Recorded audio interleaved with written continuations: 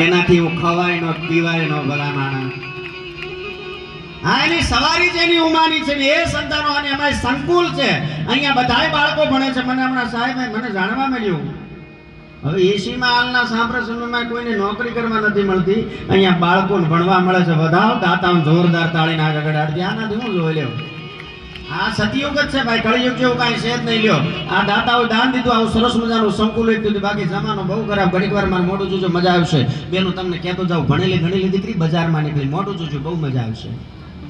બજારમાં જઈ શાકભાજીની લારી પર બહુ ભણેલી ગણેલી દીકરી. હું કામ સંસ્કારને જાણું છે, શિક્ષણને હારે હારે સંસ્કાર પહેલું પગથિયું કામ છે. ભણેલી દીકરી બજારમાં ગઈ, શાકભાજીની લારી સામે દેવપૂજક પટણી સમાજની દીકરી શાકભાજી લઈને ઊભી હતી. એમાં ભણેલી ગણેલી દીકરી પૂછ્યું, બેન એકચ્યુઅલી તમારી લારીમાં જે ટામેટા પડ્યા છે શું ભાવે આપ્યા?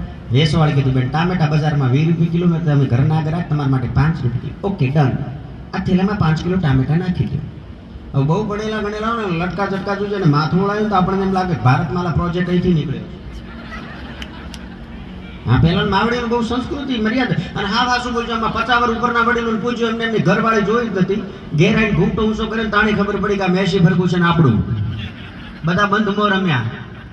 હા, ડખા તો હાલ ના પડે. આ સારા મજાના લગ્ન થાય, આટલો ખર્ચો થાય, ગાંડિયા રમાય, ડીજે થાય, અને 6 મહિના પછી વિડીયો શૂટિંગ વાળો ઘેર કેસેટ હાલવા ત્યાં સુધી તો તોડીઓ ખોખડતી પહેલી પાછી આવી હોય.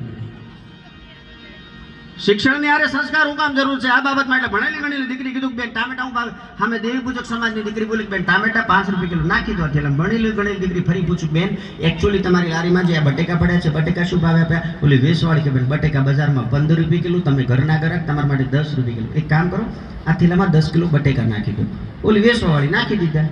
ફરી ભણેલી ગણેલી દીકરી પૂછ્યું, બેન તમારી લારીમાં જે ઓલરેડી ડુંગળી પડી છે, ડુંગળી શું ભાવે આપી? વેસવાળી કે બજારમાં ડુંગળી 50 રૂપિયા, હાલની મોંઘવારી, તમે ઘરના ગ્રાહક, તમારા માટે 45 રૂપિયા કિલો. ઓલી કે ઓકે, થેલો બહુ મોટો છે, એમાં 30 કિલો ડુંગળી નાખી દો. હવે વેસવાવાળી દેવ પૂજક સમાજની દીકરીએ વિચાર્યું કે 5 કિલો ટામેટું, 10 કિલો બટેકું, 30 કિલો ડુંગળી. ટામેટું તો ઘેર રહી જાય પણ એનો સોસ જશે. પણ આને બિચારી ધંધો કરવો તો આગળ કાંઈ બોલી નહીં. એટલે આને ફરી પેલી દીકરીએ પૂછ્યું કે બેન એકચ્યુઅલી કેટલા રૂપિયા છે? ભણેલી ગણેલી. એટલે દેવ પૂજક સમાજની દીકરી બેઠા ગણે હિસાબ મારી, બેન તમારા 201 રૂપિયા જેવું થાય ને 500ની નોટ કાઢીને આપી. એટલે પેલી દીકરીએ 300 પાછા આપ્યા. આ કે રહેવા દો ને, અમારા ઘરમાં બહુ ભણેલા ગણેલા એન્જિનિયર, હું પોતે ડોક્ટર, મારો દીકરો હમણાં જ ફોરેન ગયો, મારા દીકરાને બહુ પણ હમણાં ઇંગ્લેન્ડ ગઈને આવી 3-4 વર્ષ ભણેલા ગણેલા કીધું. હવે મોટું જોજો મજા આવશે. પેલી દેવી પૂજક સમાજની દીકરીનું ખરા ઉનાળે મગજ વહી ગયું. તાજવામાંથી લઈને આમ કાંટો પસાડીને કે એ બેન બહુ ભણેલા ગણેલા ને એટલે કે હા, હું તો બાપનું કપા બની નીચે ટામેટું, ઉપર ડુંગળી, ઉપર બટેકું, તો બાપ ફૂટી જાય.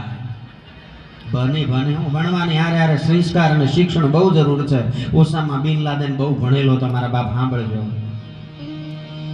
બહુ ભણેલો ગ્રેજ્યુએટેડ વ્યક્તિ હતો ઓસામા બિન લાદેન. પણ હું કામ એને સંસ્કારનું સિંચન નતું, સાંભળી લેજો. હવે શું કામ અહીંયા સંસ્કારની જરૂર છે? ક્યાં મૂળમાં શારદાની મૂર્તિની અહીંયા સ્થાપના અનાવરણ થયું છે. અને એમાં એક ગુરુજીઓ અહીંયા સરસ મજાનું જ્યારે સિંચન કરી રહ્યા છે.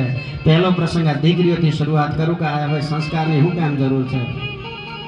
એ જ બરોબર આ દેશમાં જેથી અંગ્રેજોના ડાકલા વાગતા હતા, 5 વર્ષની દીકરી નામ મણિકર્ણિકા એ શાળામાં ભણવા બેઠી છે. એના ગુરુ વર્ગખંડની અંદર એક દીકરીને ઉભા કરીને ભણાવે. બોલી બેટા, मैं मर्द हूँ, मैं नवदुर्गा हूँ, मैं महाकाली हूँ, मैं रणचंडी हूँ. एक દીકરી વર્ગખંડમાં કાળા પાટિયામાં લખે, मैं नवदुर्गा हूँ, मैं महाकाली हूँ, मैं रणचंडी हूँ, मैं महालक्ष्मी हूँ.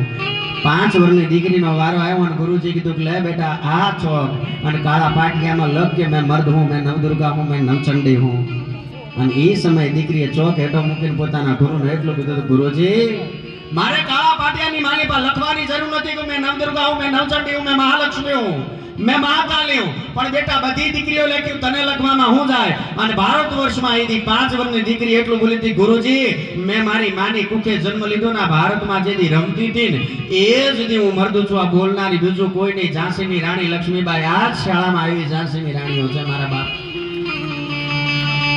સાંપ્રત સમય 21મી સદીના યુગમાં કહેતો જાઓ મા બાપને, તમારા સાંપ્રત સમયમાં મોબાઈલના દૂષણથી આ દીકરા દીકરીઓને દૂર રાખો. 2 વસ્તુ મુકાઈ ગયો, એક ફેશન અને બીજું વ્યસન. મારા બાપ આ સિંચન હિન્દુમાં બીજે ક્યાંય લાવવાની જરૂર નથી. આ શાળાનું પ્રથમ સોપાન છે.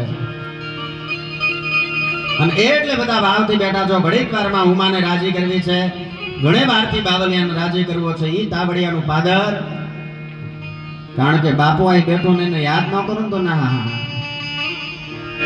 મારા ઘરથી